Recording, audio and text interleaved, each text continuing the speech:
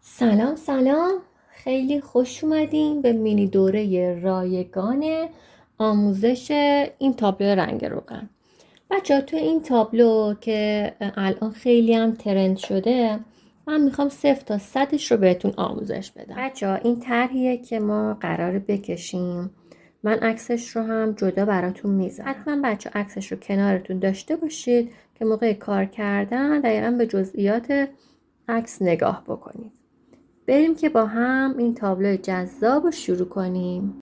بچه من عکس این کار رو براتون تو کانال تلگرام میذارم و شما طرحش رو میتونید به اندازه بومتون پرینت بگیرید، روی کارتون با کاربن بکشید، یعنی در واقع پلات بگیرید و روی بومتون بکشید، یا اینکه میتونید بچه طرحتون رو تقسیم بندی کنید و روی کارتون بیایید بکشیدش.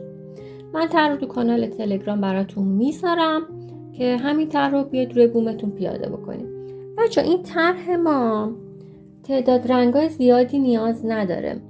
رنگایی که داره برای این یکی اسبش بچه رنگ سفید و تقریبا یه مقدار اوکر و قهوه‌ای استفاده شده. برای این یکی اسب از رنگ مشکی استفاده شده و برای زمینش هم در واقع یه رنگ حالت آجوری داره. بچه بریم که با هم دیگه لایه زیرین کارمون، یعنی لایه اولیه کار انجام بدیم. من میخوام بچه اول از این اسبم شروع کنم. این اسب بچه خیلی رنگش سفید نیست، یعنی سفید برفی نیستش. بچه من برای لایه زیر یه مقدار رنگ سفیدم رو با رنگ اوکر ترکیب میکنم و برای رنگ زیرم میزنم. بچه قلموهایی که نیاز داری قلموهایی آنچنانی نیستش. من از این 3 تا قلمو میخوام استفاده بکنم. بچه قلمو شماره 1، 4 و این هم قلمو شماره 16 باشه. بچه یه مقدار رنگ سفید من رو پالتم ریختم. یه مقدارم بچه ها رنگ اوکر اضافه میکنم.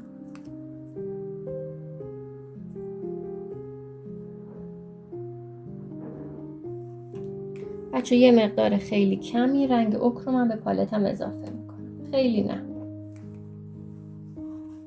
میخوام یه رنگ نخودی درست بکنم واسه این اسبم و اینکه بچه این رنگ پایه است، رنگ زیره و اصلا به هیچ عنوان رنگ اصلیمون نیستش. تو رنگ سفیدم یه مقدار رنگ سفیدم رو یه ذره بچه اوکر اضافه میکنم.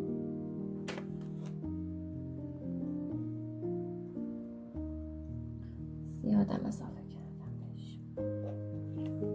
بچه برای اینکه رنگتون یه مقدار رقیق بکنید تو رنگ رو بعد از روغن بزرک استفاده بکنید. من یه مقدار روغن بزرکم همزمان به رنگم اضافه میکنم.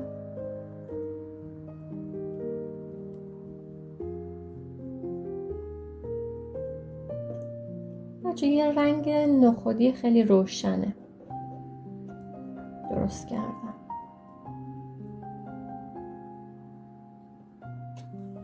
بچه رنگش رو میبینید؟ البته خیلی تو تصویر معلوم نیست. بچه یه مقدار قلمو رو میزنم توی روغن بزرک، میزنم توی رنگم و شروع میکنم رنگش میکنم.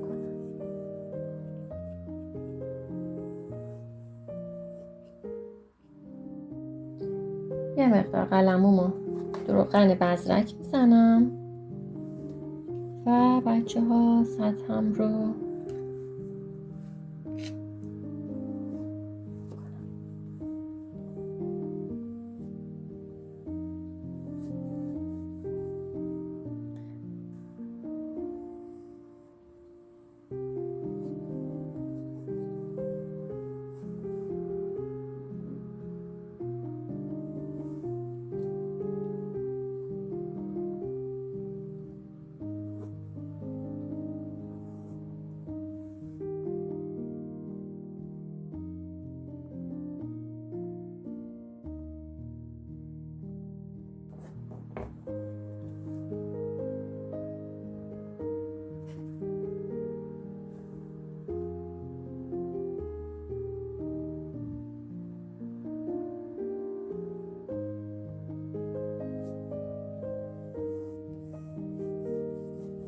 بچه این رنگی که من درست کردم، حالا شما تو تصویر خیلی نمیبینید ولی از رنگ واقعی کار تیره تره، یعنی انقدر حالت نخودی نداره.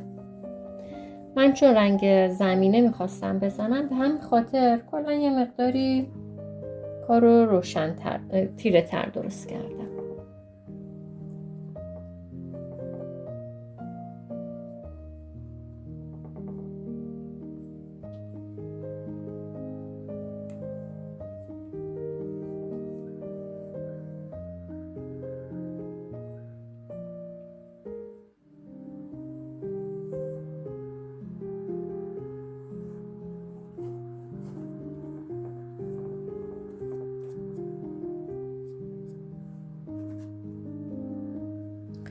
بچه آوردم نزدیکتر که بتونید ببینید.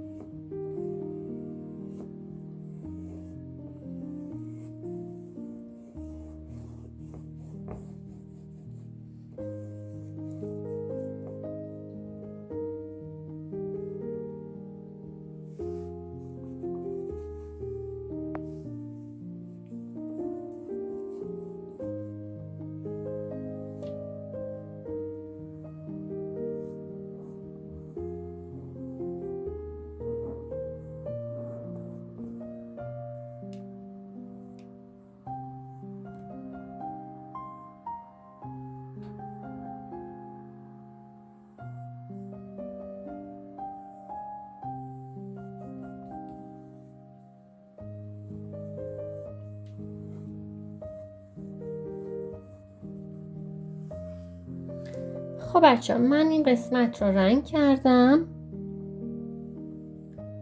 بریم که رنگ زمینه این یکی اسبمونم بزنیم که یکی بچه رنگش مشکیه و این قسمت بالاش سفیده. بچه یه مقدار رنگ مشکی میریزم روی پالتم و یه مقدار خیلی خیلی کم بچه بهش سفید اضافه میکنم.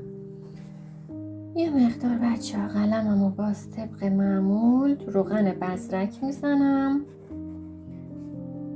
و اینکه بچه اگه میخواید از همین قلموتون استفاده کنید حتما قلموتون رو اول تمیز کنید بعد بزنید تو رنگ بعدیتون.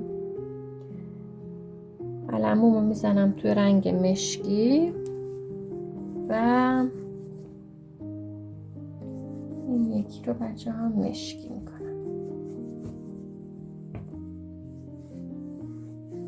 بچه اگر بومتون مثل من بافتش درشت باشه یه مقدار نگاه کنید وقتی رنگ میذاری این بافتاش رنگ نمیگیره. یه ذره بچه حالت دایره‌ای بزنید که رنگ کامل به خورد این قسمت بافتش بره. و اینکه اینجور بوم ها بچه اغلب رنگ بیشتری خودشون میگیره. قبلش حتما زیرسازی بکنید، هرچند که من زیرسازی کردم ولی با این همه بافت این خیلی درشته.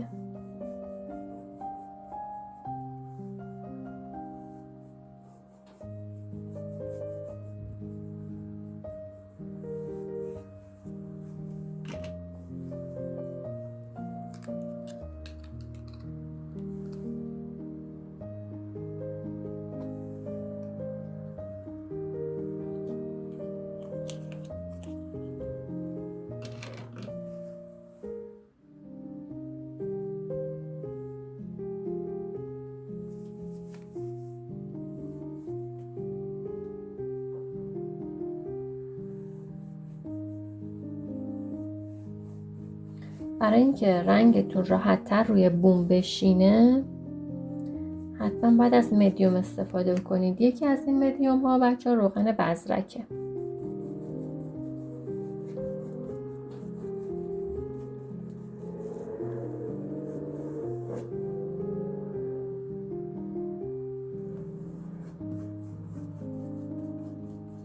چقدر روغن بزرک بیشتر بریزید باعث میشه که رنگتون رقیق‌تر بشه، قلمو راحت‌تر حرکت کنه، ولی رنگتون دیرتر خوش میشه بچه.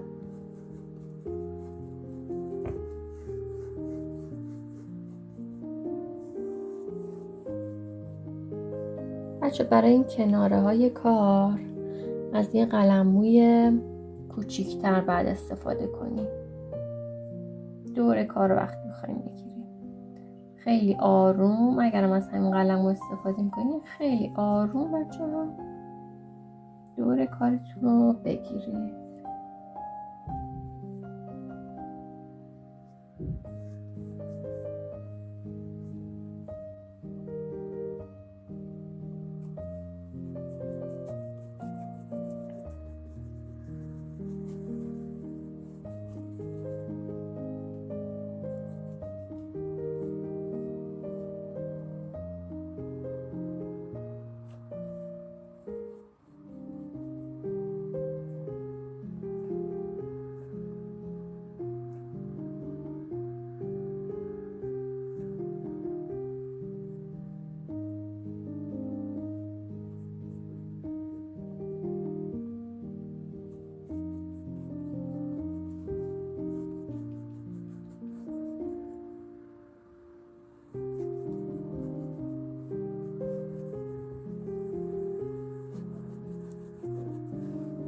خب برای این قسمت بالا چون که یه مقداری ظریفه، من از یه قلموی کوچیک‌تر استفاده میکنم.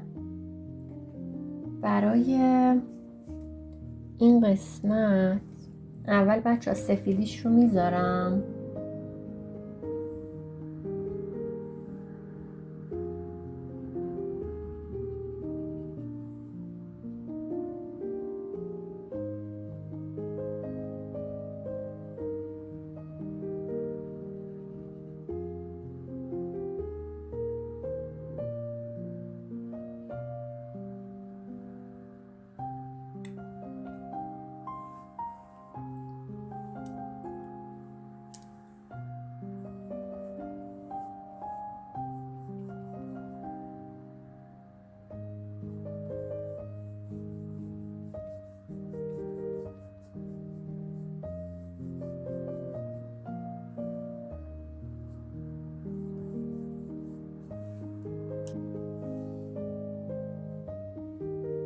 بچه یه قلموی یه مقدار کوچیک‌تر برمیدارم، قسمت‌های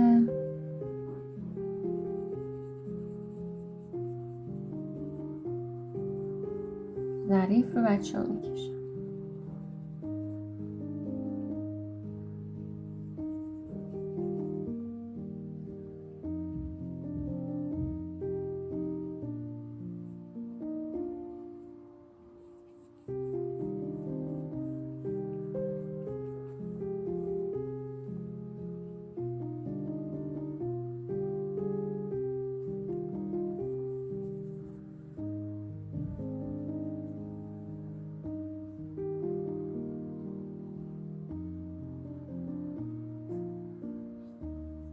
بچه برای این کشیدن این اطراف، برای اینکه قلمتون راحت تر حرکت کنه،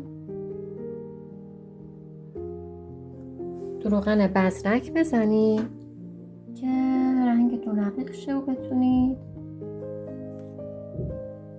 راحت تر قلم حرکت.